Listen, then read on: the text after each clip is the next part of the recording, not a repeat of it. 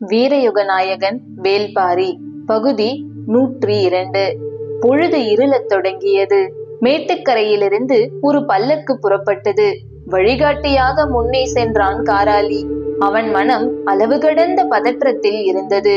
இன்றோ நாளையோ பொற்றுவையை அழைத்துக் கொண்டு வருவதாக கபிலரிடம் சொல்லி வந்தான். வேந்தர்களின் யானைப்படை வீரர்கள் காடுகளுக்குள்ளிருந்து முற்றிலும் அகன்று விடவில்லை. அங்கொருவர் இங்கொருவராக தட்டுப்படுகின்றனர். பரம்பு படையினர் கண்ணில் பட்டால் கொன்று விடுவார்களோ என்ற அச்சத்தில் பதுங்கி திரிகிறார்கள். இன்று ஒரு பொழுது கடந்து விட்டால் பதுங்கி இருக்கும் ஒரு சிலரும் வெளியேறி விடுவார்கள். எனவே நாளை இரவு இரளிமேட்டுக்கு போகலாம் என்று எவ்வளவோ சொல்லியும் பொற்றுவை கேட்கவில்லை. இன்றே போக வேண்டும் என்று சொல்லிவிட்டார். அவன் இருக்கும் இடத்திலிருந்து இரளிமேட்டுக்கு செல்ல குறுக்காக நடந்தால் 2 பொழுதுகளில் போய்விடலாம். ஆனால் புதர்கள் நிறைந்த அந்த பாதையில் பல்லக்கை தூக்கிச் செல்வது கடினம். எனவே சுற்றி செல்லும் ஒற்றையடி பாதை ஒன்றின் வழியே அழைத்துச் சென்றான். இரவு வேளை என்பதால் அவனது பதற்றம் அதிகமாக இருந்தது. அவன் இந்த மலைப்பகுதியை நன்கு அறிந்து எந்த விதமான பாதிப்பும் ஏற்பட வாய்ப்பில்லை. ஆனால் இளவரசியாரின் பயணத்தை வேந்தர் படையினரோ வெங்கல் நாட்டினரோ பார்த்துவிடக் கூடாது. அப்படி நேர்ந்தால் அஃது இளவரசியின் உயிருக்கே ஆபத்தாகிவிடும். எனவே மிகுந்த எச்சரிக்கையோடு அழைத்துச் சென்றான். பொற்றுவையும் சுகமதியும் எதிரெதிராக உட்கார்ந்திருந்தனர். அது பெருமெத்தையும் விரிசிறகும் கொண்ட பெரும் பல்லக்கன்று. ஒரு நாற்கயிறும் இளம்பஞ்சு தூவியும் கொண்ட குறும்பல்லக்கு. நான் இறங்கி நடந்து வருகிறேன் என்று சுகமதி எவ்வளவோ சொல்லி பார்த்தாள். பொற்றுவை கேட்கவில்லை. நீ பல்லக்கில் தான் வர வேண்டும் என்று உள்ளே அமர வைத்துக் கொண்டாள். அன்னகர்கள் பல்லக்கை தூக்கி நடந்தனர். இந்த சிறிய இடத்தில் நீங்கள் தனியே அமர்ந்து வருவதுதான் வசதியாக இருக்கும். இப்போது பாருங்கள், கால் நீட்ட கூட முடியாமல் குறுக்கி உட்கார்ந்திருக்கிறீர்கள். எனது மனதுக்கு வேதனையாக இருக்கிறது. நான் இறங்கி நடந்து வருகிறேன் இளவரசி என்று சொல்லி பல்லக்கை விட்டு இறங்க மீண்டும் அனுமதி கேட்டாள். எனது வாழ்வின் மிக முக்கியமான இந்த நேரத்தில் நீ எனக்கு மிக அருகில் இருக்க வேண்டும் சுகமதி. எல்லா நேரங்களிலும் நான் உங்களுக்கு அருகில் தானே இருக்கிறேன் இளவரசி. இளஞ்சிரிப்போடு பொற்றுவை சொன்னாள். நீ என்னை விட்டகலாத நிழல். உலகின் போது நிழல் வெளியில் இருக்கும், இருளின் போது நிழல் உள்ளுக்குள் வந்து உட்கார்ந்து கொள்ளும். அதனால்தான் இந்த இருளில் என் அருகில் உன்னை உட்கார வைத்துக் கொண்டேன். பொற்றுவையின் சொற்கள் அன்பால் மயக்கின. ஆனால் அன்பை பெற தகுதியானவர்கள்தான் அதை உள்வாங்க வேண்டும். சுகமதியோ தனக்கு அந்த தகுதி இல்லை என்று எப்போதும் நம்புகிறவள். தான் பொற்றுவையின் பணிப்பெண்.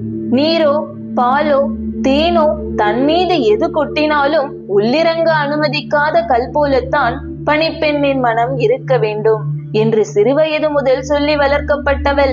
எனவே சுகமதியை அந்த வார்த்தைகள் ஒன்றும் செய்துவிடவில்லை. ஆனாலும் பொற்றுவையின் வார்த்தைகளை வேறு திசைக்கு மாற்ற விரும்பினாள் சுகமதி. பல்லக்கில் சிறு கண்ணாடி குடுவையில் விளக்கொளி சிந்திக் கொண்டிருந்தது. பொற்றுவையின் முகத்தை உற்று பார்த்தபடியே சொன்னாள். நீண்ட காலத்துக்கு பிறகு உங்களின் முகம் பூத்து மிளிர்கிறது இளவரசி. அப்படியா என்று மகிழ்வு பொங்க கேட்டவள், பல ஆண்டுகளுக்கு பிறகு ஆசானையும் பார்த்தறியாத பாரியையும் காணப்போகிறேன் அல்லவா?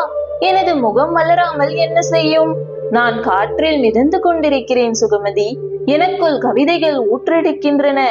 சக்கரவாக பறவை வந்திறங்கும் நாளன்று நாம் எப்படி மகிழ்ந்திருப்போமோ அதைவிட பல மடங்கு மகிழ்வில் மனம் கூத்தாடுகிறது. எனது மனமும் மகிழ்வில் தான் இருக்கிறது இளவரசி. அதே நேரம் உள்ளுக்குள் இருக்கும் அச்சம் நேரம் கூட கூட பெருகுகிறது. ஏன்? இந்த பயணத்தின் ரகசியம் வெளியில் தெரிந்துவிட்டால் இந்த பயணத்தின் நோக்கம் நிறைவேறுகிறதா என்பதுதான் முக்கியம். மற்றதெல்லாம் பொருட்டல்ல. நீங்கள் ஒரு முடிவெடுத்து விட்டால் அந்த முடிவை மட்டும் தான் பொருட்படுத்துவீர்கள். ஆனால் நீங்கள் எடுக்கும் எந்த முடிவையும் விட நீங்கள் தான் எனக்கு முக்கியம். சிரித்தாள் பொற்றுவை. போர்க்களம் விட்டு அகன்று நாகக்கரட்டுக்கு வந்த பிறகு கூடாரங்களில் ஆயுதங்களை வைத்துவிட்டு வீரர்கள் உணவருந்தினர். இன்றைய போர் சிறு பாதிப்பு கூட யாருக்கும் ஏற்படாத வகையில் முடிவுக்கு வந்தது. உணவருந்தி முடித்தவுடன் இரவாதனின் தலைமையிலான விற்படையின் பெரும் பிரிவு தென் திசை நோக்கி புறப்பட்டது. இருளினூடே புறவிகள் வேகம் கொண்டன. சற்றே நீண்ட பயணம் அது.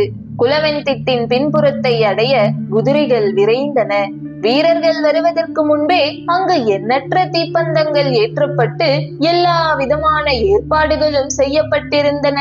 நேற்றிரவே இந்த திட்டம் பேசப்பட்டு விட்டதால் அதற்கான ஏற்பாட்டை முன்கூட்டியே தொடங்கிவிட்டான் இரவாதன். இந்த பணிக்காக பகல் முழுவதும் இந்த இடத்தில் பலர் வேலை பார்த்துள்ளனர். வீரர்கள் வந்தடையும் போது அவர்களின் பயிற்சிக்கான ஆயத்தம் முழுமை பெற்றிருந்தது. இந்த தாக்குதலுக்கு இரவாதனுடன் பிடரிமானும் கரிணியும் தலைமை ஏற்கவிருந்தனர். மூன்றிலுக்குள் 3 விதமான தாக்குதலை நடத்த வேண்டியுள்ளது. கவச உடை பூண்ட அகப்படை வீரர்களை தாக்கி அழிப்பது ஒன்று. பொய்க்கூடாரங்களில் குவிந்துள்ள வீரர்கள் சாரி சாரியாக வெளிவந்து தாக்குதலை தொடுப்பர். அவர்களை தாக்கி அழிப்பது 2. நீலன் இருக்கும் கூடாரம் நோக்கி முன்னேறி போய் அவனை மீட்பது 3. இந்த 3ம் தனித்தனியான தன்மைகளோடு செய்யப்பட வேண்டிய தாக்குதல்கள். குறிப்பாக மூஞ்சலுக்குள் நுழைந்த பிறகு வில்லால் தாக்குவதற்கு தேவையான இடைவெளிகள் போதுமான அளவுக்கு இருக்காது. பெரும்பாலும் வாள்வீச்சுக்கும் ஈட்டி உள்ளிட்ட ஆயுதங்களால் ஆன தாக்குதலுக்கும் தான் அதிக தேவை இருக்கும். பரம்பப்படையின் முதற் பெரும் ஆற்றல் வில்லில் தான் இருக்கிறது. அதை அதிகம் பயன்படுத்த முடியாத நிலையில் மாற்று திட்டத்தையும் அதற்கு பொருத்தமான ஆயுதங்களையும் முடிவு செய்ய வேண்டியிருந்தது. மூஞ்சலுக்குள் நுழையவிருக்கும் அனைத்து வீரர்களுக்கும் நடத்த போகும் தாக்குதலை பற்றிய முழுமையான புரிதல் தேவை. இரவாதன் முன் சொல்லியபடி மூஞ்சலின் முழு வரைபடம் ஆயத்த நிலையில் இருந்தது. அதை வைத்து தாக்குதல் திட்டத்தை தனது படைக்கு விளக்கத் தொடங்கினான். இரவு முழுமைக்கும் நீளும் பயிற்சி தொடங்கியது. வெங்கல் நாட்டின் கடைசி குன்றை கடந்து பல்லக்கு பயணித்துக் கொண்டிருந்தது. மலை மீது பல்லக்கை தூக்கிச் செல்லும் போது உள்ளுக்குள் அசைவும் சரிவுமாக இருந்தது. சிறு பல்லக்கில் இருவர் எதிரெதிரே உட்கார்ந்திருந்ததால் சரிவில் இறங்கும் போதும் மேட்டில் ஏறும் போதும் பிடித்துக் கொள்ள வசதியாக இருந்தது. தனது கையோ காலோ பொற்றுவையின் மீது படும் போதெல்லாம் மன்னிப்பு கேட்டபடியே இருந்தாள் சுகமதி. அன்னகர்கள் பெருஞ்சரிவு ஒன்றில் பல்லக்கை இறக்கிக் கொண்டிருந்தனர். முன்புறம் கால் மடக்கி உட்கார்ந்திருந்த சுகமதியின் கால்களை இறுகப் பிடித்தபடி சரிந்து விடாமல் தன்னை நிலைநிறுத்திக் கொண்டாள் பொற்றுவை. சுகமதியோ தனது கால் பகுதியை இளவரசி பிடித்த போது துடித்து போனாள். எவ்வளவு முயன்றும் விளக்க முடியவில்லை. ஆனால் பொற்றுவையோ சரிந்து கொண்டிருப்பதால் மட்டும் பிடிக்கவில்லை. அவளுக்கு அது பிடித்திருந்தது. உனது கை எனது உடலில் பட்டால் அத்தனை முறை மன்னிப்பு கோருகிறாயே, எனது கை உனது காலில் பட்டால் என்ன செய்வாய் என்பது போலத்தான் இருந்தது அவளது செய்கை. பல்லக்கு சரிவு நிலையிலிருந்து சற்றே சமநிலை அடைந்தது. பொற்றுவை பல்லக்கில் இருந்த சிறுமணியில் ஓசை எழுப்பினாள். அன்னகர்கள் நடப்பதை நிறுத்தி தாங்கு கோல்களால் பல்லக்குக்கு முட்டு கொடுத்தனர். முன்னால் சென்று கொண்டிருந்த காராளி வேக வேகமாக பல்லக்கின் அருகில் வந்து நின்றான். திரையை சிறிதே விலக்கி, வெங்கல் நாட்டின் 6 ஊர்களின் எல்லையை கடந்து விட்டோமா என கேட்டாள். இன்னும் சிறு பொழுதில் கடந்து விடுவோம் இளவரசி, பள்ளத்தாக்குக்கு அருகில் வந்துவிட்டோம் என்றான். விரைவுபடுத்து என்று சொல்லியபடி திரையை மூடிக்கொண்டாள். அன்னகர்கள் மீண்டும் நடக்கத் தொடங்கினர். ஏன் இளவரசி இவ்வளவு முக்கியமாக கேட்கிறீர்கள் என்று வினவினாள் சுகமதி. அன்னகர்கள் முழு வேகமாக நடக்கத் தொடங்கும் வரை அமைதி காத்தவள் பிறகு சொன்னாள், இந்த போரின் ஒரு பகுதிதான் தட்டியங்காட்டில் நடக்கிறது, இன்னொரு பகுதி இந்த 6 ஊர்களில் தான் நடந்து கொண்டிருக்கிறது. புரியாமல் விழித்தாள் சுகமதி. இந்த 6 ஊர்க்காரர்கள் தாம் போரிலே ஈடுபட மாட்டோம் என்று சொல்லிவிட்டார்களே, பிறகு எப்படி? அதனால்தான் எல்லா வகையான உளவு தொழிலுக்கும் இந்த ஊர்கள் களமாக அமைந்து விட்டன. மூவேந்தர்களும் தனித்தனியாக இந்த ஊரார்களை கொண்டு பரம்பை உளவு பார்க்கின்றனர். சற்றே அதிர்ச்சியோடு சுகமதி கேட்டாள், அப்படி என்றால் நாம் செல்லும் செய்தி கூட உளவு பார்க்கப்பட்டிருக்குமா? சுகமதியின் கண்களை உற்று பார்த்தபடி பொற்றுவை சொன்னாள், பேரரசர்கள் என்ன செய்கிறார்கள் என்பதை நாம் அறிந்திருக்கும் போது நாம் என்ன செய்கிறோம் என்பதையும் அவர்கள் அறிந்திருக்க வாய்ப்புண்டு அல்லவா திடுக்கிட்டாள். பேரரசர்கள் என்ன செய்ய போகிறார்கள் என்பதை நீங்கள் அறிந்துள்ளீர்களா இளவரசி? ஆம், அந்த செய்தியை அறிந்ததால் தான் இன்றே செல்ல வேண்டும் என முடிவு செய்தேன். போரை நிறுத்துவதற்கான பேச்சுக்குத்தானே பாரியை பார்க்க போவதாக கூறினீர்கள். அது கடந்த வார சூழல். இனி இந்த போரை யாராலும் நிறுத்த முடியாது. அந்நிலை கடந்து விட்டது. அப்படி என்றால் யாருடைய வெற்றிக்காவது உதவ போகிறீர்களா? வெற்றி தோல்வியை போர்க்களம் தான் தீர்மானிக்கும். அதில் நாம் ஏன் உதவ வேண்டும்? பிறகு இந்த பயணத்தின் நோக்கம்தான் என்ன? பாரியை சதியால் வீழ்த்த திட்டமிட்டுள்ளனர். இன்றிரவு அந்த சதி நிகழப் போகிறது. அதை தடுக்கவே நான் போகிறேன். மிரண்டது சுகமதியின் முகம். நீங்கள் சொல்வது உண்மையா இளவரசி? நம் பேரரசரா இந்த செயலை செய்ய போகிறார்? நம் பேரரசர் அல்ல, சோழ பேரரசர் அந்த செயலை செய்ய போகிறார். சற்றே நிம்மதியானால் சுகமதி. தமது பேரரசுக்கு எதிரான செயலில் தாம் ஈடுபடவில்லை என்பது அவளின் பெருமூச்சுக்கு காரணமாக இருக்கலாம். ஆனால் அதை பொச்சுவை கவனிக்காதது போல் இருந்து கொண்டாள். கொலை சதியை நிறுத்த போகும் போது கூட உங்களின் முகம் பதற்றம் ஏதுமின்றி இருக்கிறதே. செய்ய போகும் செயலின் முக்கியத்துவம் சிறு ஐயம் கூட எனது நடவடிக்கையின் மீது ஏற்பட்டுவிடக் கூடாது என்பதில் உள்ள தெளிவு. உண்மையில் எனது வாழ்நாளில் இவ்வளவு பதற்றத்தை நான் இதற்கு முன்னர் அடைந்ததில்லை. ஆனால் அதை வெளிக்காட்டிவிடக் கூடாது என்பதில் முழு கவனத்தோடு இருக்கிறேன். எனது முகம் முழுமையாக பூத்திருக்கிறது என்பதை நீயே நம்பிய பிறகு வேறு யார் ஐயம் கொள்ள முடியும்? இந்த பயணத்தின் தன்மை இப்போதுதான் சுகமதிக்கு முழுமையாக புரிய தொடங்கியது. நான் மறுபடியும் கேட்கிறேன், இதனால் உங்களுக்கு ஆபத்து ஏதும் வந்துவிடாதே. அது நம் பேரரசர் எவ்வளவு ஒற்றறிகிறார் என்பதை பொறுத்தது. இளவரசியாரின் செயலை அவ்வளவு துல்லியமாக ஒற்றறிகின்றனரா? ஆம், காராளியின் எல்லா நடவடிக்கைகளும் அவர்களால் கண்காணிக்கப்படுகின்றன. நடுங்கி போனாள் சுகமதி. என்ன சொல்கிறீர்கள் இளவரசி? அவனை நம்பித்தானே இந்த பயணத்தையே மேற்கொள்கிறோம். அப்படி என்றால் அது உறுதியாக ஆபத்தில் போய்தான் முடியும். காராளியிடம் பொய்யில்லை. அவன் உண்மையான கலைஞன். ஆனால் அவனுடைய எல்லா நடவடிக்கைகளும் ஒற்றறியப்படுகின்றன. அவன் நமக்கு சொல்வதை போல அவனை பற்றி வேறு யாரோ சொல்லிக் கொண்டிருக்கின்றனர். போர் நிறுத்தத்துக்காக பேச போவதாக இருந்தால் இந்த பயணத்தை நான் மேற்கொண்டிருக்க மாட்டேன். ஆனால் இது பாரியின் உயிர் பறிக்கும் சதி தொடர்பானது. இதை கேள்வியுற்ற பிறகு எப்படி நான் போகாமல் இருக்க முடியும்? கேள்விப்பட்டது உண்மை என எப்படி நம்பினீர்கள்? எல்லாவற்றையும் உண்மையில்லை என நம்பு. அப்போதுதான் உண்மை எதுவோ அது மட்டும் தனித்து துலங்கும். உங்களை போன்ற இளவரசியார்களுக்குத்தான் அது முடியும். எங்களை போன்றோர் எல்லாவற்றையும் நம்பவே பயிற்றுவிக்கப்பட்டவர்கள். பிறகு ஏன் கேள்வி எழுகிறது சுகமதி? அமைதி சூழ்ந்தது. குலவன் திட்டிலிருந்து வந்த பாரியும் காலம்பனும் குடிலில் உணவருந்திக் கொண்டிருந்தனர். மற்றவர்கள் பாட்டாப்பிரையில் அமர்ந்திருந்தனர். தேக்கன் நேற்றை போல் இன்றைக்கும் வரவில்லை. தனது குடிலேயே தங்கிவிட்டான். வாரிக்கையனும் நாகக்கரட்டின் மீதே இருந்து விட்டார். உதிரனும் ஈங்கையனும் விண்டனும் எதிர்ப்புறம் நின்று பேசிக் கொண்டிருக்க அவர்களை பார்த்தபடி அமர்ந்திருந்தார் கபிலர். அவரது மனம் மிகுந்த கலக்கத்தில் இருந்தது.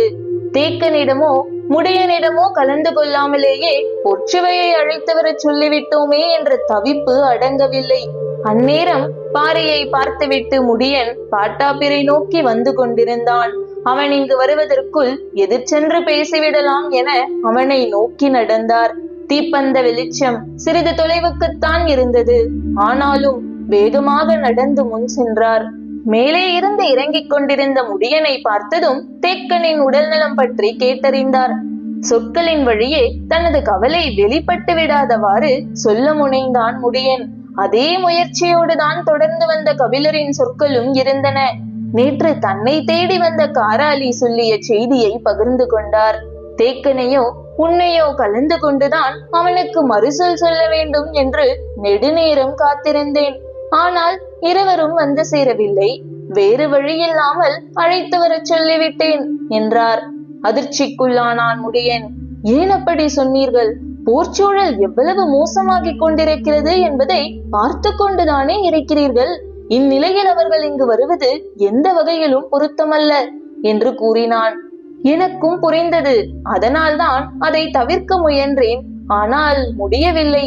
நீங்கள் இருவரும் வந்து சேராததால் என்னால் வேறு முடிவெடுக்க முடியவில்லை என்றார். இவர்கள் பேசிக் கொண்டிருக்கையில் வீரன் ஒருவன் முடியனை கண்டு பேச பாட்டாப்பிரையிலிருந்து மேலேறி வந்தான். காராளி என்பவன் நாகக்கரட்டின் வடமுனை பள்ளத்தாக்குக்கு வந்துள்ளான். அவனோடு பல்லக்கு ஒன்றும் வந்துள்ளது. கபிலரிடம் கேட்டுவிட்டுத்தான் வருவதாக சொல்கிறான். உள்ளே அனுமதிக்கலாமா என்று கேட்டான். முடியன் கபிலரை பார்த்தான். நாளைதான் வருவான் என நினைத்தேன் என்று மெல்லிய குரலில் சொன்னார் கபிலர். வருவதன் நோக்கம் என்னவாக இருக்கும் என முடியன் அறிந்து கொள்ள முடியவில்லை. இவ்வளவு தொலைவு வந்த பிறகு திருப்பி அனுப்புதல் முறையல்ல என்று மட்டும் தோன்றியது. சரி, காராளியை அங்கேயே நிறுத்திவிடுங்கள், பல்லக்கை மட்டும் அனுப்பி வையுங்கள், வழிகாட்ட நம் வீரர்கள் வரட்டும் என்றான். பள்ளத்தாக்கின் நுழைவு பகுதியில் காராளி நிறுத்தப்பட்டான். பரம்பு வீரர்கள் இருவர் வழிகாட்ட அந்நகர்கள் பல்லக்கை தூக்கி கொண்டு பின்தொடர்ந்தனர். பல்லக்குக்குள் உரையாடல் இறுக்கம் கொள்ளத் தொடங்கியது. சுகமதிக்கு அச்சமும் பதற்றமும் அதிகமாகின. அடுத்து என்ன நடக்கும் என்பதை அவளால் எண்ணி பார்க்கவே முடியவில்லை. முகத்தில் வியர்வை துளிர்த்தது. சிறு பல்லக்கு என்பதால் காற்றோட்டமாக இல்லை என்று பொற்சுவையிடம் சமாதானம் சொல்லிக் கொண்டாள். ஆனால் பொற்சுவைக்கு வியர்க்கவில்லை. அவள் தெளிவு கொண்டிருந்ததால் தான் செய்ய போகும் வேலை எத்தகையது என்பதை பற்றி பலமுறை மனதுக்குள் சிந்தித்து பார்த்து கொண்டாள். வாழ்வு முன்னிலும் பொருள் புதிந்த இடத்துக்கு தன்னை இட்டுச் செல்வதாக உணர்ந்தாள். சுகமதியால் அதை புரிந்து கொள்ள முடியவில்லை. இவ்வளவு பெரிய செயலுக்கு போகும்போது கூட இளவரசியால் எப்படி இயல்பு மாறாமல் இருக்க முடிகிறது? என்னதான் சிந்தனையை ஒருமுகப்படுத்தினாலும் மனதின் ஆழத்தில் இருக்கும் உணர்வு நீருக்குள் இருக்கும் காற்று குமிழியை போல முகத்தில் வெளிப்பட்டுத்தானே ஆக வேண்டும். ஆனால் பொற்சுவையின் முகத்தில் எதையும் கண்டறியவே முடியவில்லையே என சிந்தித்த வண்ணமே இருந்தாள். இரளிமேட்டுக்கும் நாகக்கரட்டுக்கும் இடைப்பட்ட பள்ளத்தாக்கில் சமதள பயணம் என்பதால் இடுக்கி நெருக்கி உட்காரும் நிலையில்லை. ஆனாலும் சுகமதியால் இயல்பாய் இருக்க முடியவில்லை. என்ன செய்வது என தெரியாமல் பொற்சுவையின் முகத்தை பார்ப்பதும், பிறகு பார்வையை தவிர்த்து குனிந்து கால்விரல்களை பார்ப்பதும், சிறுவிளக்கின் அசைவை பார்ப்பதுமாக வந்தாள். சிறிது நேரத்துக்கு பிறகு எதையோ சொல்ல தலை நிமிர்ந்து பொற்சுவையை பார்த்தாள். அவளது முகத்தில் மாற்றங்கள் தெரிந்தன. தனது எண்ணத்தில் இருக்கும் குழப்பம்தான் அப்படி தோன்றுகிறது என நினைத்து குனிந்து கொண்டாள். சிறிய இடைவெளிக்கு பிறகு மீண்டும் பொற்சுவையின் முகத்தை பார்த்தாள். அவளது முகத்தில் வியர்வை துளிகள் இருந்தன. சுகமதி அதிர்ச்சிக்குள்ளானாள். திடீரென இளவரசிக்கு என்ன ஆயிற்று என புரியவில்லை. காற்றோட்டம் குறைவாக இருப்பதால் வியர்க்கிறதோ என நினைத்து பல்லக்கின் திரையை விலக்கட்டுமா இளவரசி என்று கேட்டாள். வேண்டாம் என்று மறுத்தாள் பொற்சுவை. இவ்வளவு நேரம் பேசி வந்த குரலின் இனிமை இப்போது இல்லை. அவளது எண்ணம் குழப்பத்துக்குள் மூழ்குவது தெரிந்தது. சுகமதி அவளது முகத்தையே உற்று பார்த்தாள். பொற்சுவையின் கண்கள் இங்கும் அங்குமாக அலை மோதின. சுகமதி தன்னை கண்டறிகிறாள் என்று கூட அவளால் கணிக்க முடியவில்லை. மனம் தத்தளித்தபடி இருந்தது. என்ன செய்வதென அறியாத பதற்றம் சூழ்ந்தது. சட்டெனச் சொன்னாள், உனது காதில் இருக்கும் அணிகலனை கழற்று. சுகமதிக்கு புரியவில்லை.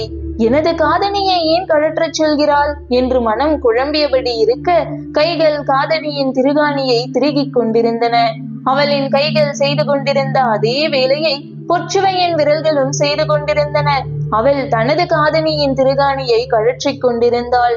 ஏன் இதை செய்கிறாள் என்று சுகமதிக்கு முற்றிலும் விளங்கவில்லை. சுகமதி அணிந்திருந்தது சிறிய வடிவிலான பூங்குழை காதணி. அதை அவள் கழற்றும் போதே பொற்சுவை தான் அணிந்திருந்த பெரிய வடிவிலான மகரக்குழை காதணியை கழற்றி சுகமதியின் கைகளில் கொடுத்தாள். அதை வாங்கியபடி புரியாமல் விழித்த சுகமதியை பார்த்து, நீ இந்த காதணியை இட்டுக்கொள் என்றாள். இளவரசி அணிந்திருக்கும் மகரக்குழை காதணியை நான் மாட்டுவதா? சொல்லும் போதே அச்சத்தில் நடுங்கினாள். ஆனால் பொற்சுவையோ, நான் வேறு காரணத்துக்காக சொல்கிறேன், அணிந்து கொள் என்றாள். சுகமதி மீண்டும் மறுக்கவே சற்றே கோபத்தை வெளிக்காட்டினாள். அதன் பிறகு சுகமதியால் மறுக்க முடியவில்லை. பாண்டிய நாட்டு இளவரசியின் விலை மதிப்பற்ற மகரக்குழை காதணியை தனது காதில் மாட்டிக்கொண்டாள். பொற்சுவை சுகமதியின் காதுகளையே உற்று பார்த்தாள். மகரக்குழை காதணி ஆடியபடியே வந்தது. காதணியையே பார்த்து கொண்டிருந்த பொற்சுவை பல்லக்கில் சுடர்விட்டுக் கொண்டிருந்த சிறு விளக்கை எடுத்து அதை சுகமதியின் கைகளில் கொடுத்தாள். அவள் என்ன செய்கிறார் என சுகமதிக்கு புரியவில்லை. ஆனாலும் அவள் சொன்னபடி விளக்கை இறக்கி பிடித்துக் கொண்டாள். பொற்சுவையோ பல்லக்கின் திரையை மிகச்சிறிய அளவு மட்டும் விலக்கி வெளிப்புறமாக பார்த்தாள். இவ்வளவு சிறிய அளவு விளக்குலியில் எதை பார்த்துவிட முடியும் என புரியாமல் தவித்தாள் சுகமதி. சிறிது நேரத்துக்கு பிறகு விளக்கை மீண்டும் மேலே மாட்டச் சொன்னாள். சுகமதி விளக்கை மாட்டினாள். தங்களின் நடவடிக்கை எதுவும் புரியும்படி இல்லை இளவரசி. சிறிது நேரம் பொறு, சொல்கிறேன். பொற்சுவையின் மனம் சற்றே அமைதி கொண்டது. அடுத்து என்ன செய்ய வேண்டும் என விரைவாக முடிவெடுக்க தொடங்கினாள். இதை சுகமதிக்கு தெரியப்படுத்துவது அவசியம் என தோன்றியது. இதுவரை பேசியதை விட மெல்லிய குரலில் சொன்னாள். நான் சொல்வதை கேட்டு அச்சப்படாதே.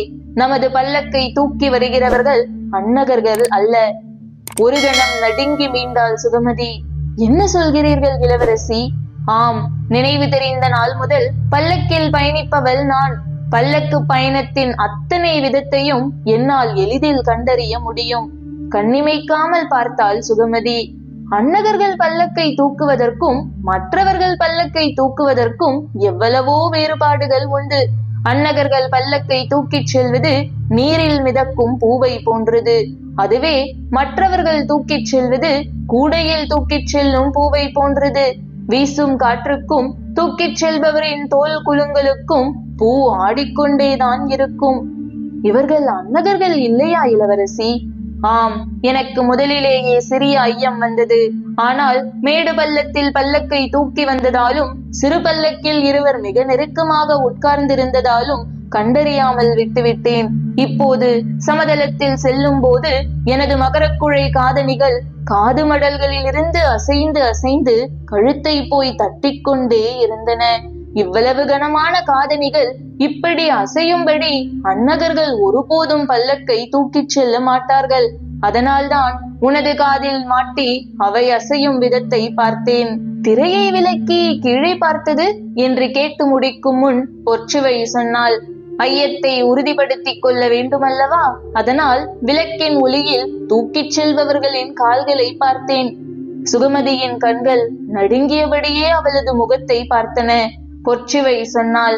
அன்னகர்களின் கால்களில் முடி இருக்காது. ஆனால் இந்த கால்களை நீ பார்க்கிறாயா என்றாள். பதறினாள் சுகமதி.